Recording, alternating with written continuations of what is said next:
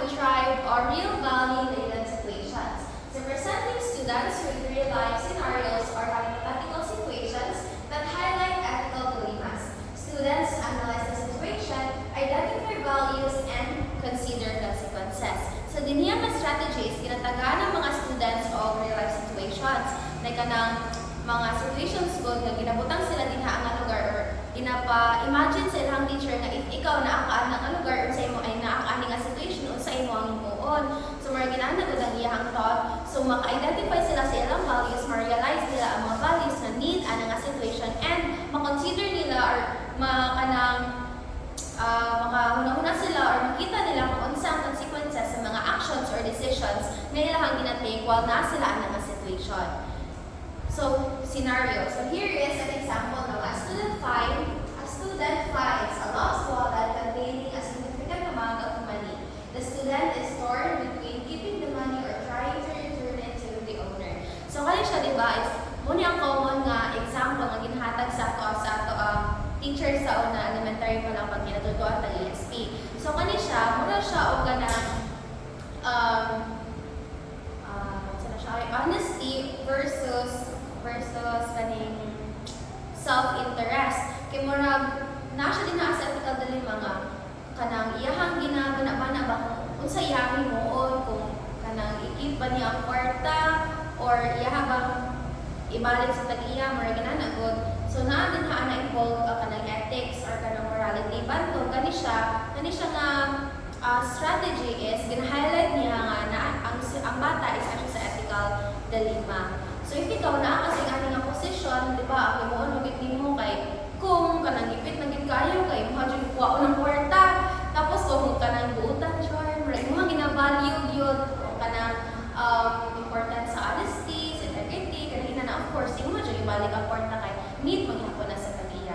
So nara na siya sa mga students kung unsang ilang opinion so dinhi na manggawas ang diverse perspectives sa students. So it's ilang benefits is that help students apply values to real world problems since ginabutang manilas mo sila sa situation na kanang real life good mas makabalo sila kung unsa or nila pag-apply ang kanila nga values sa other real world problems pa nga ilahang tubangon.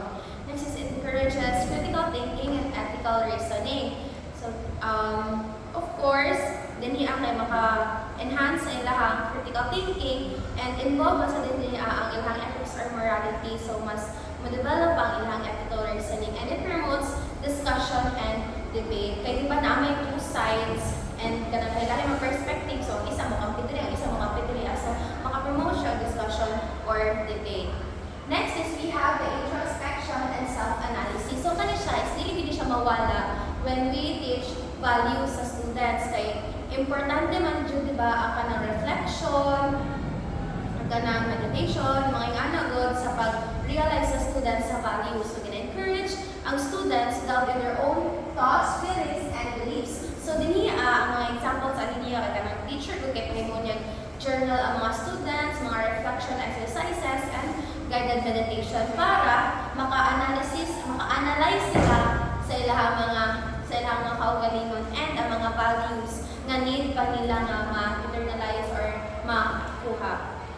So the benefits are promote self-awareness and understanding, help students identify their core values, and encourages personal growth and development. So next we have sensitivity activities. So aiming to increase students' empathy and understanding of diverse perspectives, often involve role-playing, storytelling, or creative exercises. So dinhi misma ko ng mga students na maka-empathize sila sa uban good and masabta nila kung unsa ka-diverse ang perspective sa mga tao or sila ang mga classmates. So natin example din nga walk in my shoes. So one student writes a short story about a challenging experience they had while the other student listens and tries to understand their partner's feelings. Then they switch roles. So di ba kung ang isa daw mag-share siya ang story or kanang experience niya, then ang isa kay maminaw, then sunod na po kayo, isa na po ang mag-share, then ang isa na po ang maminaw. So muna ginaputan ko ilang situation sa kanang mga student kay murag walk in my shoes ba nga kanang imuhang masabtan pa nimo ang kanang experience sa student and ang kanang value nga dapat naa sa imo. Next, benefits. It promotes empathy and understanding of others, encourages respect for diversity and inclusivity, develops communication and interpersonal skills. So, pareho rin po siya sa katong benefits sa uban nga strategies ganina. Next is small group discussion, providing a safe and supportive environment for students to share their values and perspectives, encouraging active listening, critical thinking, and respectful dialogue. So, nindot yan small group discussion kay mas daghan magud ka o perspectives nga makuha kaysa sa isa ka book lang mo ka istorya kay lahi mo jud diba. So mas ma-weigh nimo ang opinion nga dapat jud nimo nga himuon ani nga certain situation. So the benefit niya is it promotes collaboration and communication, of course. It encourages critical thinking and different perspectives and develops listening and communication skills. Next is values grid, a visual tool that helps students identify and prioritize their values. So students list their values and rate their importance on a scale. So kani siya is mag-list ang mga students o kanang mga values na kailangan nilang i-rate ko. So now we have here an example of values grid.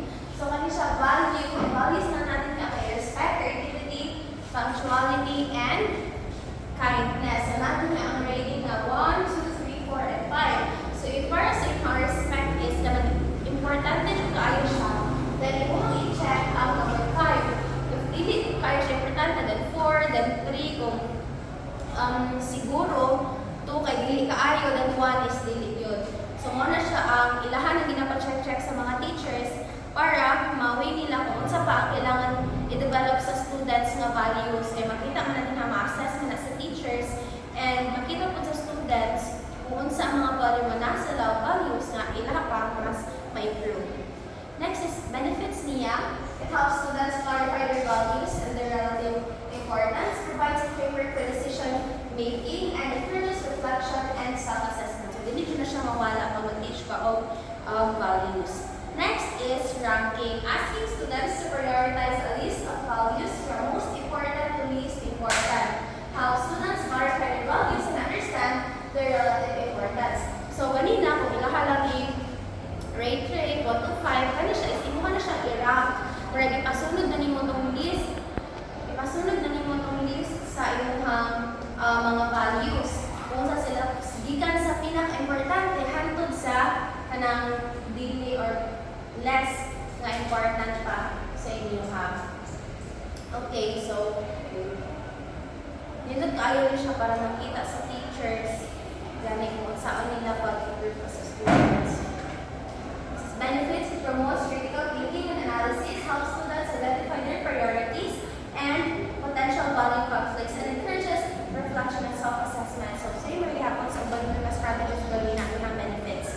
Next is we have group dynamics. So, observing and analyzing the interactions within a group, examining how individuals communicate, negotiate, and make decisions. So, observe ang mga students sa ilang self or others and i-analyze nila ang mga interactions na nasa ilang group. So, here is the situation. Your class is tasked with creating a presentation on an historical event. You are divided into groups of 4 and each group must decide on a topic, research the event, and create a presentation that includes visuals, research findings, and a creative element. So the challenge here is that the groups are diverse with students having different learning styles, interests, and levels of experience with research and presentation skills. Some students are naturally more assertive, while others are quieter and less comfortable taking the lead.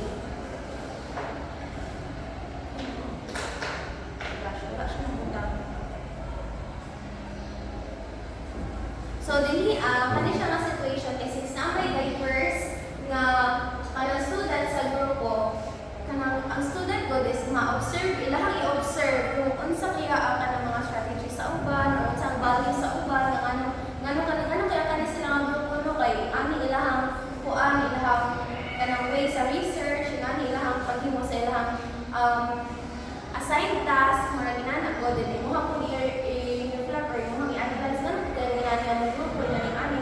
So ma-weigh nimo siya kung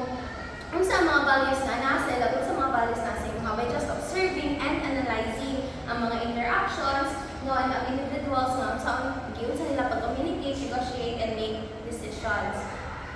So benefits help students understand the role of values and group behavior, encourages observation and analysis of social interactions, develop understanding of teamwork and leadership. Next is number 10, case studies. So present real-life situations that involve ethical dilemmas and value conflicts. Students analyze the case, identify values, and discuss potential solutions. So I know nga ka ng kabalo naman yung taan no, and gani siya is kung sa ato alisto din siya sa elementary kay mas dali yung case studies nila ha kay murag i-present lang yung ang situation, then magkuhan ka, identify lang nila mga values ana and mga problema ana, then say solutions ana. So benefits help students apply values to real world problems, encourages critical thinking and ethical reasoning, and promotes discussion. Okay, next is dyadic and triadic sharing. So students discuss their values in pairs or small groups, provides a safe environment, supportive environment for sharing thoughts and beliefs. So dyadic and triadic ay marang tinagduha or tinagulog, mga sharing lang. Dili lang katong isa-isa lang o dili ka nang daghan kaayo pag tinagduha or tinagulog. Pero mga exchange good sila kay once magud nga dako kaayo ang kanang discussion kay mga group discussion siya ba as daghan kaayo ang mga involved kay mga dili kaayo yung mga dili makastik ka uban, dili makadiscuss ang uban, so dili mo isa-isa gid ang ilahang mga perspectives. So benefits promotes communication and collaboration, encourages active listening and empathy, provides opportunities for reflection and sharing experiences. So next is dialogue and clarifying response strategy. So engaging students in open-ended questions about their values. Through dialogue, students clarify their beliefs, explore different perspectives, and develop a deeper understanding of their values. So kani siya, importante siya para makabalo ka sa mga opinions and perspectives sa ibang students. So imagine you are walking home from school and you find a smartphone lying on the sidewalk. It's a brand new phone and you can see that it's unlocked. That you notice a notification on the screen with a person's name, Sarah. So kani, wala ginanya mo sa pictures. Sa kani siya nga strategy, mag-present siya ang situation and then masundan mo o kani mga questions or yung open-ended na ka mga questions pa para maka-create o ka ng interaction kung sa students kalailahi ang mga pagtubag, kalailahi ang mga perspectives. So example, what would you do if you found Sarah's phone? So kani siya mga na, di ba, pwede mag-ingon kay uli, pwede mag-ingon na ako na lang, pwede mag-ingon, ibalik nila, ikalailahi sila. What are the ethical implications of keeping the phone? So naghapon na ethics. What would you want someone to do if they found your phone? Or ginabutan mo sa situation na, what if ikaw nawalaan anak? Imong ginaparealize sa students ang values na dapat dili mo himuon sa uban kung sino gusto mo himuon sa imo hamra ginana siya. Then what values are important to you in this situation? So dinhi ana manggawa sa katong lain-lain nga mga values nga kanang ma-realize sa mga students while nagabato-bato sila og mga kanang opinions. So benefits promotes critical thinking and open-mindedness. So open-minded kay lahi-lahi mo sila og mga opinions, encourages respectful dialogue and constructive debate, develops communication and argumentation skills since lahi-lahi gani sila. So pwede nga kanang argument nga na pinabad way din siya.